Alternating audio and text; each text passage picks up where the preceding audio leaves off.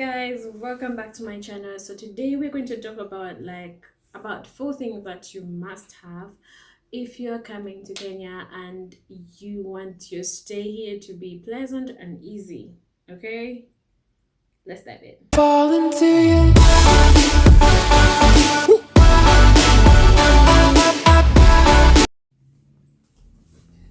So these are the things that you must know if you are going to be in Kenya for a little while or for a while. Um, First of all, you need to have a passport before you can buy a line.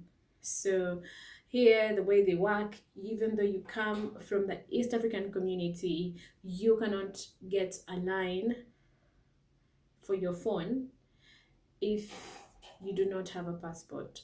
So that was one of the things that first surprised me when I came here. It was just like, what? Because recently, like, all this East African growth that has been happening, many things have been like unified. For example, our IDs, for example, like national IDs in Uganda, it's like East African, there are logos there for East Africa and stuff like that. So I thought, they work everywhere, and also our driving permits, they have been integrated to be like East African driving permits, and even our passports, it's East African, passport. So everything has been, changing recently, and I thought that all the documentation that we use there is pretty much allowed in all the East African countries easily, and you can use it anywhere. But you cannot get a line here if you do not have a passport. So just know that before you plan your travel to Kenya. If you are planning your travel, just know that you will not have any sort of you will not have access to our line. Simple. And that implies a lot of things, as we're going to discover when we're going on with this video. And the second thing would be to have a COVID certificate or a COVID vaccination card, because some places you're actually not allowed to access them because you do not have like that card. And yeah, it's pretty serious out here. Some places, like public places or like residential places, and some apartments, some hotels, you cannot really access them if you do not present that proof of vaccination. So make sure you have gotten your jabs and everything like in check, okay, before you plan to come for a long stay here. If you really want to enjoy being in this country, like you have a smooth stay and you can, do things easily and stuff like that, you should really plan for that.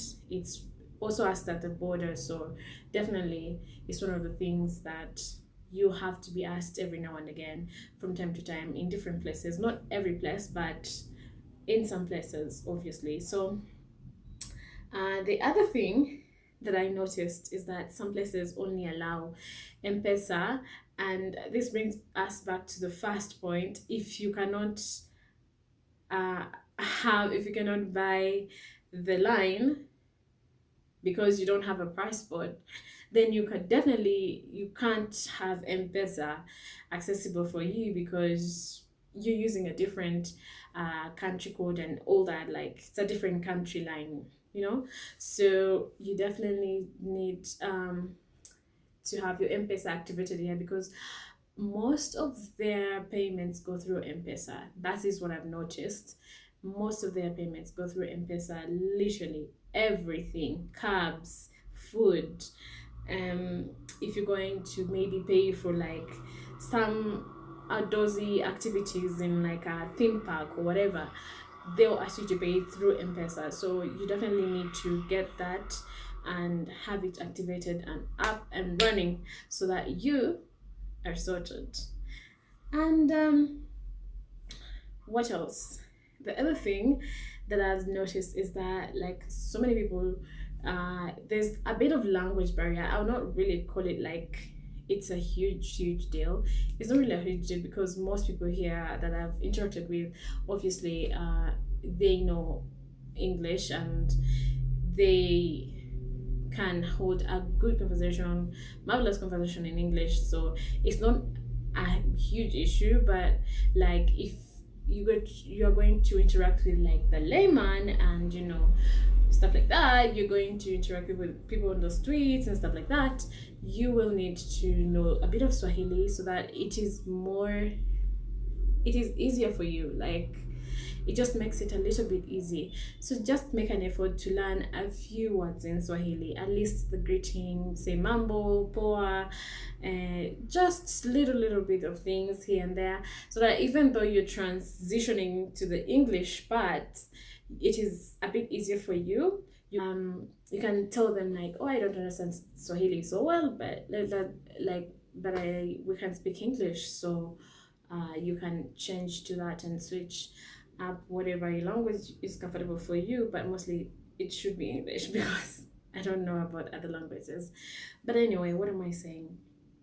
You just need to know a bit of Swahili so that it is really easier for you to get around, to interact with people generally.